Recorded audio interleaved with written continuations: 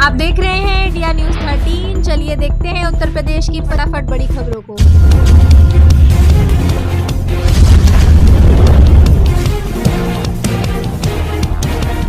UP में 45,000 home guard भर्ती के आवेदन शुरू, बड़ी अपडेट आई सामने। उत्तर प्रदेश में होमगार्ड स्वयंसेवकों के 43,424 पदों पर भर्ती के लिए ऑनलाइन आवेदन शुरू हो गए हैं। इच्छुक व योग्य अभ्यर्थी ऑफिशियल वेबसाइट पर जाकर आवेदन कर सकते हैं। आवेदन करने की अंतिम तिथि 17 दिसंबर है। शुल्क के समायोजन की अंतिम तिथि 20 दिसंबर है। इसके लिए बोर्ड ने अपनी वेबसाइट पर ऑनलाइन आवेदन की पूरी जानकारी दे दी है। आवेदन करने के लिए लिंक भी जारी कर दिया गया है। सभी अभ्यर्थियों को आवेदन करने से पहले 1 टाइम रजिस्ट्रेशन कराना जरूरी है। यूपी टीजीटी भर्ती परीक्षा फिर लटकी, 2022 से 5वीं बार टली, नई तारीखों का इंतजार। उत्तर प्रदेश में शिक्षक बनने का सपना देख रहे लाखों नौजवान एक बार फिर मायूस हो गए। प्रशिक्षित स्नातक शिक्षक भर्ती परीक्षा एक बार फिर आगे बढ़ा दी गई है। इस परीक्षा की प्रक्रिया जनवरी 2022 में शुरू हुई थी, मगर लंबी खिंचती कहानी में यह 5वां मौका है जब परीक्षा तय तारीख से ठीक पहले स्थगित कर दी गई है। इस फैसले ने अभ्यर्थियों के बीच बेचैनी को और बढ़ा दिया है, क्योंकि कई बार की तैयारियों और 2-2 महीनों की रणनीतियों के बाद भी परीक्षा की अंतिम तिथि अब तक तय नहीं हो सकी। यूपी में महिलाओं को मिलने वाली है स्पेशल सुविधा, टचलेस फ्लशिंग से सैनिटरी नैपकिन वेंडिंग तक की मिलेगी सहूलियत। विश्व शौचालय दिवस पर उत्तर प्रदेश के शहरी क्षेत्रों में विशेष सुविधा युक्त 20 आकांक्षी शौचालयों का लोकार्पण होगा। स्वच्छ भारत मिशन 2.0 के तहत निर्मित इन शौचालयों में स्नान कक्ष, स्तनपान कक्ष जैसी सुविधाएं हैं। महिलाओं के लिए 40 पिंक शौचालय और लगभग 100 सार्वजनिक शौचालय भी खोले जाएंगे।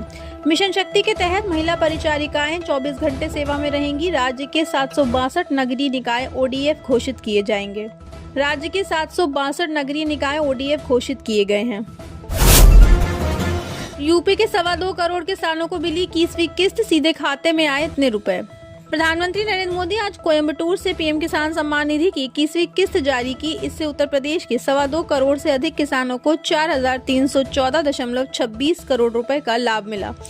यह योजना छोटे और सीमांत किसानों को वित्तीय सहायता प्रदान करती है, जिसके तहत हर साल किसानों को 6,000 रुपए की राशि सीधे उनके खाते में भेजी जाती है। यूपी में परिषदीय विद्यालयों में केस स्टडी में सीखेंगे बच्चे। इन क्लास के बच्चों के लिए आयोजित होगा बैगलेस दिवस। उत्तर प्रदेश के परिषदीय विद्यालयों में अब केस स्टडी के माध्यम से पढ़ाई होगी। सरकार ने शिक्षा प्रणाली में बदलाव करते हुए छात्रों को वास्तविक जीवन की समस्याओं से परिचित कराने का फैसला किया है। हर महीने के तीसरे शनिवार को बैगलेस दिवस मनाया जाएगा, जिसमें छात्र बिना बैग के विद्यालय आकर विभिन्न गतिविधियों में हिस्सा लेंगे। इसका उद्देश्य छात्रों में आलोचनात्मक सोच और रचनात्मकता को बढ़ावा देना है। यूपी में सभी एक्सप्रेसवे पर मिलेगी फूड कोर्ट और EV चार्जिंग की सुविधा। रेस्ट के लिए खोले जाएंगे कम बजट वाले होटल व मोटेल। राज्य में जल्द ही सभी एक्सप्रेसवे पर नागरिकों को फूड कोर्ट, पेट्रोल पंप व इलेक्ट्रिक व्हीकल चार्जिंग की सुविधा उपलब्ध कराई जाएगी। इसके अलावा यात्रियों के विश्राम के लिए कम बजट वाले होटल व मोटेल भी खोले जाएंगे। इन सुविधाओं के लिए एक्सप्रेसवे पर ई-वे हब स्थापित किए जाएंगे, जिससे एक ही स्थान पर यह सभी सुविधाएं उपलब्ध कराई जा सके।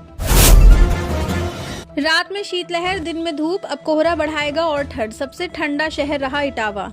उत्तर प्रदेश में मौसम बदल रहा है। रात में शीतलहर और दिन में धूप है। मौसम विभाग के अनुसार कोहरा बढ़ने से ठंड और बढ़ेगी। इटावा प्रदेश का सबसे ठंडा शहर रहा। तापमान में गिरावट आई है और कोहरे से यातायात प्रभावित है। लोगों को सावधानी बरतने की सलाह दी गई है। बेईमानी से चुनाव जीत रही भाजपा। बिहार चुनाव के परिणाम पर अखिलेश यादव का तंज। सपा अध्यक्ष अखिलेश यादव ने भाजपा सरकार पर स्वास्थ्य सेवाओं को बर्बाद करने का आरोप लगाया है। उन्होंने कहा है कि सरकार बेईमानी से चुनाव जीत रही है और अस्पतालों में डॉक्टरों व संसाधनों की कमी है।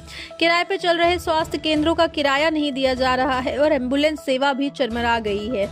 लखनऊ के अस्पतालों में मरीजों को बेड के लिए भटकना पड़ रहा है। यूपी पंचायत चुनाव में फर्जी मतदाताओं पर नजर रखेगा मोबाइल ऐप, कैप्चर होगी वोटरों की फोटो। उत्तर प्रदेश पंचायत चुनाव में फर्जी मतदान रोकने के लिए राज्य निर्वाचन आयोग ने मोबाइल ऐप लॉन्च किया है। यह ऐप मतदान कर्मियों को मतदाताओं की फोटो कैप्चर कर डेटाबेस से मिलान करने में मदद करेगा, जिससे फर्जी मतदाताओं की पहचान होगी और चुनाव में पारदर्शिता आएगी। आयोग का मानना है कि इससे केवल वास्तविक मतदाता ही वोट डाल पाएंगे। यूपी में इस बार लंबे समय तक पड़ेगी कड़ाके की ठंड। तापमान 8 डिग्री पहुंचा। ला नीना का असर से इस साल सर्दी अधिक और लंबे समय तक पड़ने की संभावना है। इसका प्रभाव दिसंबर के पहले सप्ताह में दिखने लगेगा। इस साल तापमान में अधिक कमी आएगी। बीते दिन यूपी में न्यूनतम पारा 8 डिग्री रहा, जो अब तक सबसे कम है। मौसम विभाग की माने तो तापमान में अब धीरे धीरे वृद्धि संभव है। आप देख रहे हैं देश का number 1 Hindi news channel India news 13, मतलब भारत की आवाज।